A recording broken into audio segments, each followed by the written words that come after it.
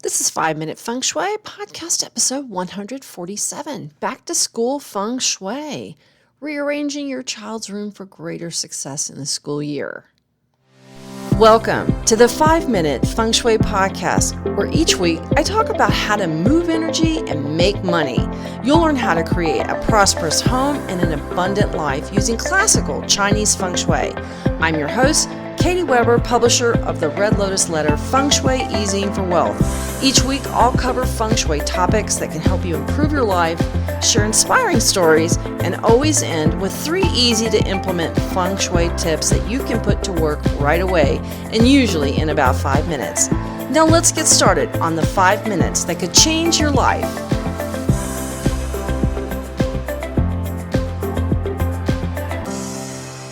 Hello and welcome, my Feng Shui friend. We are at the start of a brand new week, brand new month, and boy, is it just going nuts. We are just smack dab in all kinds of heat here where I am, and the pandemic is roaring. It's like, wow, we've got just a real big September starting up.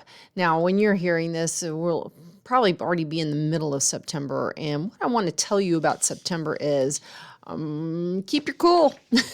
Do what you can to keep your cool, because this month is what I'm going to call the needling month.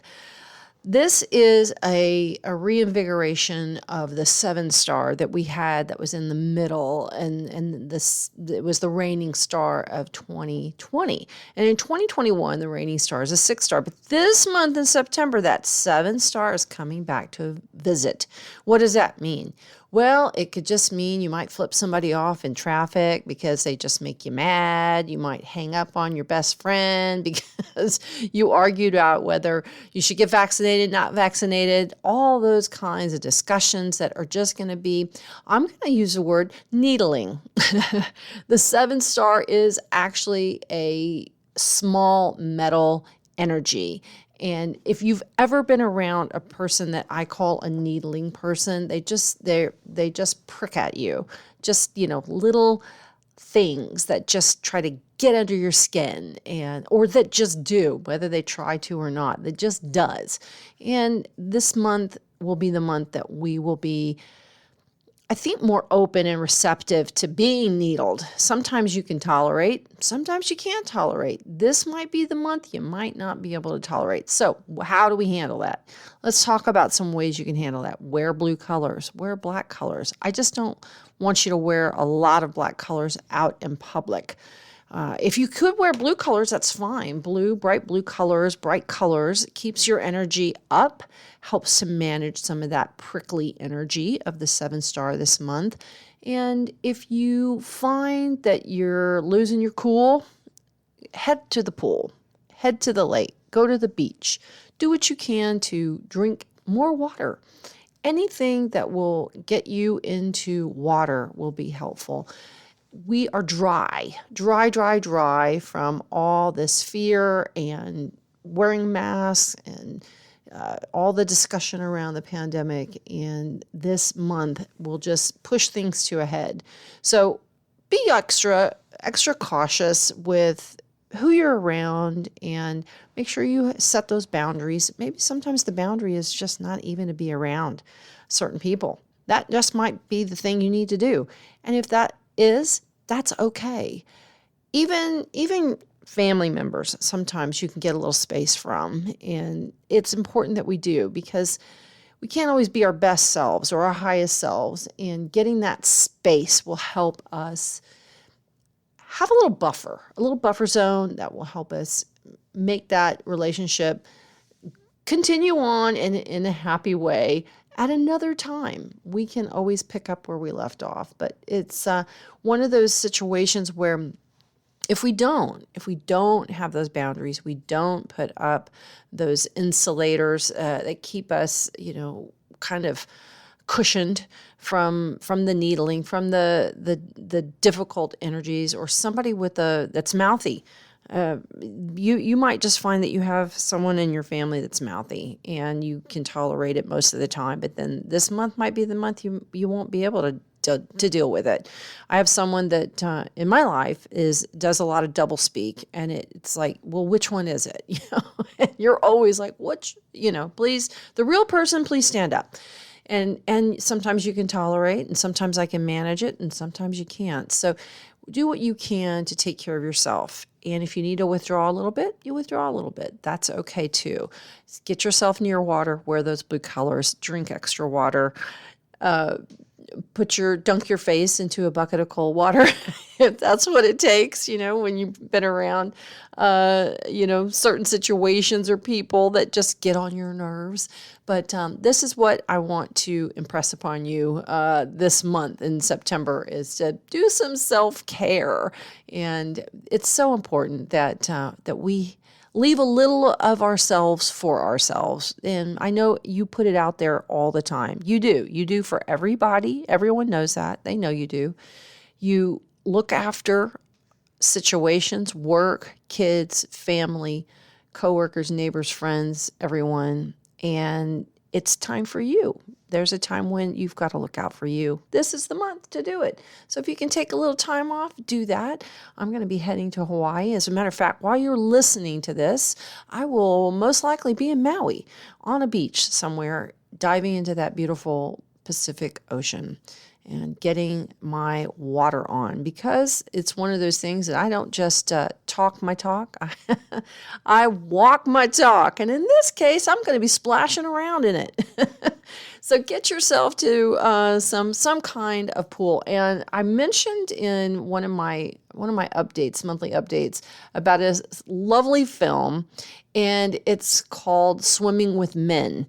It's just silly and it's cute, and it's about a group of men in the UK that just get together to start their own synchronized swimming group as a way to just, be their protest against the meaninglessness of life.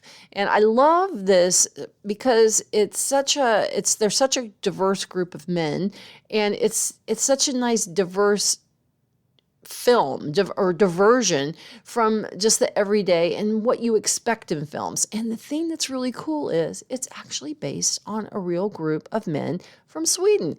So check it out. It's a sweet film. I think you'll enjoy it. Well, I want to mention that I received an email from Fabiana in Melbourne, Australia. And I just want to tell you, gosh, I want to go see you in Melbourne, Fabiana. I want to go see lots of folks that have been readers of mine and listeners and subscribers, because I just love my Aussie folks. You guys are awesome. But Fabiana sent me this note, and it says, "You are simply marvelous, Katie. I love your podcast and all your insights.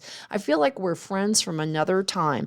I love your fabulosity and sense of humor that makes me laugh. I've been applying your techniques around my house, and since I pumped my success area on my Instagram, and it went from 275 followers to 400 almost overnight. And this is just one small example. I've been taking a crazy Feng Shui course, but thanks to you, I'm fixing things around my home.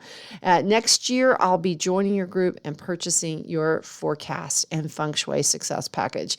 Stay safe. There's a lot of vibrant, gorgeous energy straight back at you. Love, Fabiana, Melbourne, Australia." Well, love you, Fabiana, and I am so glad that you are on a crazy Feng Shui course for getting all kinds of Feng Shui action going on in your life. Because, hey, when you move energy, you make energy, and when you make energy, you move it, and you get to move it. And it's amazing what happens when you move energy. You make money, you make friends, you make time, you make more energy. When you don't make energy or move energy in your life, you ever notice that you feel kind of stuck? It's a thing, right? It's just simple physics, people. It is not some kind of science that's like a pseudoscience or a new age concept or idea. It is a fact. You move energy, you make energy. You make energy. It is amazing how things get unstuck in your life. It's sort of like the harder I work, the luckier I get. You can influence your life simply by making changes, simply by changing energy. Had a really great consultation, 2 hours. I've been doing so many 2-hour consultations with people. And it's great because we really get to dive in and do some nitty gritty. I really loved talking with this woman. because we were talking about how important it is to interrupt patterns. Some things have been going on in her life where she's just in this sort of it's like time to make the donuts. Just a groundhog day. It's the same day over and over and over, and it starts off with one problem after another or difficulties. And one of the things I think is so important, and this is a Feng Shui tip for everybody that I really want you to hear, and that is start your day off with a success. This particular person would set an alarm very early in the morning and wouldn't get up for it, and then would get up, an hour and a half or 2 hours later, which is fine. But if you're going to oversleep by 2 hours, well, then that's a new timeline, isn't it? That's a whole new alarm that you need to be setting, because what it meant was not getting up at that first 4 a.m. alarm meant that already there was a failure to the day because I didn't get up at 4 a.m. So I overslept by 2 hours, in which she actually didn't oversleep. She just got up at a reasonable time. And we've got to start thinking about, how do we start our day off? Do we start it off successfully? Do we start it off by putting our feet to the floor and then our hair is on fire and then we're running and we're throwing our clothes on and we're going crazy and we're getting out the door? Well, you know what? It's hard to accomplish when you have your hair on fire the minute you get out of bed. If you wake up 10 minutes before you have to, get out the door, well, set your alarm clock earlier, but not so early that, you're going to sleep past it, and hit the snooze button 18 times. Set a new time to get up. Set up a reasonable time to get up, and set a time for 30 minutes. Here's one of the concepts we talked about, which was paying yourself first. I love this concept when it comes to money and it comes to investing. It comes to bills. It's you take care of your bills first. You take care of your financial obligations, whatever that is, for investing, for saving, for paying down debt, whatever it is, financial obligations come first, and that's pay yourself first. I also believe you've got to pay yourself with energy first. Get up, get going in the morning, and pay yourself with some time to gather your thoughts, wake up into the world, make your bed, and have a nice cup of coffee, maybe check some emails, read a little news, meditate, journal, write out your to-do list when you can think clearly. I know I think really clearly in the morning. I know it takes me, but I've got to have my 15 minutes. I got to have my first cup of coffee and just kind of sit there and stare off into space. I actually read the Wall Street Journal. But anyway, that's my version of staring off into space. But for me, what that does is it sets up my day for success. I get up at a successful time. I get up when I'm supposed to. I have my coffee. I have my morning. I have my ritual and routine. I'm not going with my hair on fire. And this is so important, that if you have an energy pattern, no matter whether it's when you get up in the morning or you have an energy pattern, maybe you don't exercise. This is something that I never did. I'd get up in the morning and I'd think, oh, I should do this and I'll do it later. And you know what? You don't do it later. You don't. Now, I've always been good financially with paying myself first. I'm a big believer in that. And then I started having a little discussion with myself, a little internal dialogue. Okay, Katie, it's time to pay yourself first physically. And that means getting up, getting going, have your morning routine, and then your exercise becomes priority one, because it's about health, isn't it? That is priority one, and that's paying myself first. So now I get up in the morning, get going, and I take my 3-mile walk every morning, and that's the first thing I do, because that pays me first. So think what you can do to start your day off successfully. Pay yourself first, whether that's pay yourself financially, pay yourself physically, with exercise, or taking care of yourself in some way. So important. Okay, we are 13 minutes into this podcast, and I've just yammered away. And I have not talked about going back to school and having back to school success. Okay, parents, let's dive on in there. And thank you again, Fabiana, for that wonderful, wonderful email. I love hearing from you, and I thank you so much. Let's talk about back to school success. Today, I ordered my son's college graduation announcements. I just, it's one of those things that just struck me. And no matter what happens today, if something crummy happens, the internet doesn't work, Netflix doesn't load right, whatever goes on, I get a crummy email from somebody, whatever it is, will not dampen my day because I ordered those graduation announcements for my son for getting out of college, graduating in the fall semester here in December. And this is such a milestone. I started this newsletter because of him. I wanted to be home for him. I wanted to take care of him. And I wanted to support him while he was in school. And now he is almost to be all the way out with a college degree. And I'm so excited about it and so proud too. And if you're a parent and you've got a child in school, you know how it feels when your child does well in school and they move and progress from one year to the next, from one school to the next, one degree to the next. And it's so heartwarming. Now, there's things that you can do, though. If you are a parent and you've got a school-age child, this is so important because I always believe that setting your child up for success is one of the best ways that you can use Feng Shui.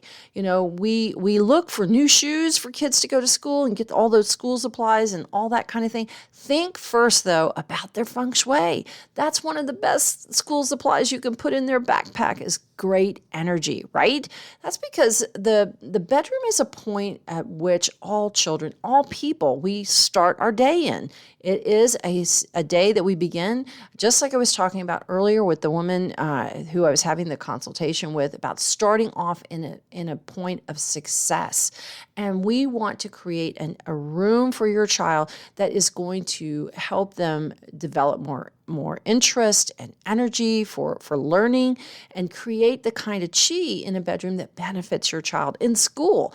And this is one of the best ways to use Feng Shui. Now let's talk about how you can have the kind of chi in your child's bedroom that creates happier, well-adjusted child and someone that loves to go to school. That's so important, right? Now, when we talk about Feng Shui and having good chi in a child's bedroom, there are some certain guidelines that we're going to want to follow. We want them to be a restful room. We want them to promote good relationships with others and generate good self-esteem. But most importantly, we want to have a harmonious children's bedroom so that we encourage good study habits and promote their success in school. Now, when a child has a problem in school, you know how heartbreaking that is as a parent when you've had a child that's come home and is having difficulty with whatever class or teacher or kid at school or whatever. It really impacts them. So we want to set them up for success, and that starts in their bedroom. So let's talk about some of the things that really help them. And the number one thing is to have a desk. Now, this may sound obvious, but many times a kid's only workspace is either on their bed or a bedroom floor or the family dining room table. But every child needs a suitable study area in the bedroom that creates that little symbolic point in their room that says, hey, school's important, study's important. Being attentive to your studies is important. So we always want to have a room with a desk and a chair and a lamp. And I think children with study areas are more likely to study. Better still, having that study area also keeps all the school books and papers confined to that child's room, if you can do that. And it's also good for children to have a place, a dedicated space. It's symbolic and says it's a parent's way of telling their child your education is important. And it helps them to remember that. Now let's talk about that when you have a desk, if you can have that area of the room oriented so that the child can see the door, that's optimal if you can do that. If you can do that, that's great. But remember that the northeast corner of their bedroom is actually the corner of wisdom and learning. So think about having something there that is about education. So for instance, maybe you have posters of different countries or things that are learning focused, maybe a map of the world, something that is or maybe they have a school that they like. So Notre Dame is their favorite. They want to go to Notre Dame. They want to go to whether it's University of Texas or maybe they want to go to University of Southern California or whatever school they want to go to, Nebraska or Michigan, whatever the school is that they want to go to. Maybe get a poster and put that in the northeast corner of their bedroom to help kind of keep their eyes focused on the future. The other thing we want to do is ground them, right? We want kids, really grounded kids, and grounded in their education. So buy them a globe. It helps keep that interest in geography. It helps to ground them and encourage them to study. So if you can put a globe in the northeast corner of the bedroom, that's fantastic. I especially like those globes that are lit, and you can turn them on and they glow from the inside. It's really a good, powerful Feng Shui symbol for encouraging education and learning and having really good, solid relationships, very grounded kinds of relationships. Now, we also need to focus on their achievement. So I want you to think about what corner of their room you can use as an achievement corner. Every child, needs that recognition for a job well done, because you know what it feels like when you get an atta girl or an atta boy. It feels awesome. And if you can see achievement, it does wonders for your kids. It does. It does wonders for you too. And a perfect way to gain this is just to create an achievement corner in the south wall of the bedroom. And if that doesn't work out, just maybe the room or the wall opposite the bed, or where they can see it very prominently. And according to Feng Shui, this is the recognition area, the south corner. And this is the perfect place to pin up any awards, papers with good grades, letters of recommendation, ribbons or trophies, anything that your child has achieved or done that you think is really terrific. Maybe pictures of them, pictures with their family, pictures at school, anything that you can think of to create an achievement corner that is going to be a big validation that says you are awesome, and they need that, right? They absolutely need that. So make sure you create that achievement corner. The other thing we want to do is back to that grounding concept is having a crystal to maybe like if you think of computers and we think about computer chips. I know we're hearing about all kinds of shortages of computer chips and that kind of thing, but computer chips are made faster by the crystals that are being used. It's crystal theory. We have crystals in our computers, in our watches, that help compute, that help make things work faster, that make things think more clearly, work more clearly, and process. And we want our children to process and to think clearly and to make good decisions. So hang or put up a crystal in that northeast corner of their bedroom to add more study chi and help sharpen that child's ability to process and think. And a great way to do that is to add a crystal point. See if you can find a large one, a nice clear crystal is perfect. Clear quartz crystal, especially the type that have like a point, and get a nice one. Get one that's sizable and put that in there. It's a really good way to help them focus. Now let's also talk about the importance of the position of the child in the bedroom. It's so important that a child is always in a position of command in their life. It gives them security. It makes them feel confident. It makes them feel like they are in command of their life. Always position a child's bed in the command position in Feng Shui. You never want to put them like pushed into a corner, because that's a defensive position, and then that can open them up to bullying. We don't want to do that. You don't want their bed on the long side against a wall, always with the headboard up against the wall, a solid wall behind them, and they can see the door easily. If you can align their desk so that they can see the door as they sit at the desk, that's fine. If not, that's okay. But the bed is absolutely essential that you put in that command position. The other thing that you can do is add some maps, educational artwork. We talked about some of that with put up their favorite schools, have them think about that.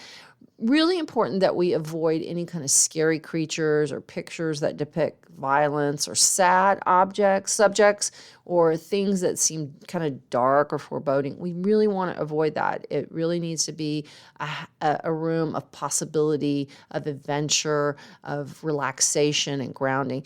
And that comes down to TV. Now, I'm not one of the Feng Shui people that says you should never have a TV in the bedroom, because I do, and I love it. And I love my TV in the bedroom. but kids should not have them.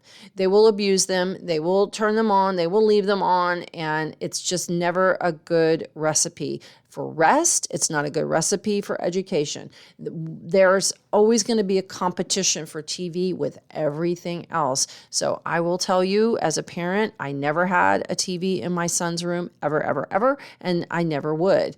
I think that that's only something for adults to have. So make sure that you keep the TVs and any kind of like games and electronics that can be in other parts of the house, but not in their bedroom. Now, let's talk about some symbols of education that you might not think about. A great symbol for an education is a conch shell, a koi, or goldfish. These are actually symbols of educational success in Feng Shui. You can put a conch shell in the northeast corner, the education corner of the bedroom, or hang up a picture of a koi or goldfish there. But it's not a good idea to keep live fish in water in the bedroom, because that can create some health problems, and we don't want that. But a symbol like a picture is perfectly fine. Now, always want to make sure that you have space for books and school materials. But let's talk about that. So, where do kids put their backpacks? Where do they put their books? Do they have like a chair that's at the desk that they can put their backpacks in? That kind of thing. Really important that we want to make sure that they have a place for their school materials. But let's talk about some of the things you shouldn't have in their bedroom, like a really tall bookshelf. We don't want to have that. We don't want to have really tall bookshelves because that's too imposing for kids. That's not a good thing for them. The other thing you want to be careful with are shelves. If the shelves are closed and they're inside, they're closed up with cabinet doors or something like that, that's fine. Big floating shelves or shelves over their bed, shelves that point toward the bed, really not a good idea, because then this actually creates some anxiety. It creates pressure above them, and we don't want to do that. We don't want to have our kids, they've got enough to deal with these days that they don't need to have any more sort of anxiety weighing on them. So now let's talk about activating that wisdom direction. Always, again, as I mentioned, is you can do activate the direction of learning, wisdom, and education. That's the northeast corner of the bedroom. And this is a perfect place to put a globe like the ones I was talking about earlier that are lit from inside, a lamp. You can also add that quartz crystal, anything made of porcelain or earth like a vase, or even a rock collection. This is a great way to energize this corner of wisdom and keeps them grounded and working toward relationships too, because the earth element of the Northeast is about health and well-being and good relationships. And we know, you know, more than anybody, as a parent, that having a really well-grounded kid that has good relationships, both with peers and teachers, is so important for their success in school. Let's talk about one other thing, and that is your staircase. If you've got stairs in your home, you want to make sure that there's nothing there that can be harmful for your family that's placed underneath. So, for instance, if you have like a fountain or an aquarium, something like that, really important that you don't have that underneath the stairs. That can actually be harmful for children. And you always want to have something, like for instance, if you've got a staircase that's got one of the storage underneath, that's fantastic. Fill it with your things like, luggage or holiday decorations, things like that, but is perfect. But do avoid placing books. Like I've seen some staircases that have like shelves built in and there are books under there, and we don't want to do that. Don't put books underneath the stairs, because that's like walking over education, and it can create problems at school and their studies to falter. So there you go. We have talked for, almost 30 minutes about all kinds of things, getting your day started off in success and starting the school year in success, and also things that you need to know about September and managing this energy that could be kind of needly and difficult and make you say things that maybe you don't want to say or regret saying. And we definitely don't want that, because it always makes you feel bad, right? When you pop off in your mouth, you always feel bad afterwards, and it's frustrating to me anyway if I say something that I regret later. So you know what that's all about. Well, let's talk about the 3 important tips. For your kid being successful in this school year. And this is math and all that other kind of stuff aside. This is just regular old school year. And that is number one, make sure your child sleeps in the command position in their bedroom. So important that they feel in charge and secure and they can see things, and it helps to eliminate anxiety. When kids are placed lengthwise against a wall and they're pushed up in the corner, anxiety is a real problem, and that just promotes more anxiety. We don't want to have an anxious kiddo. No. We want to make sure they feel really grounded, really secure.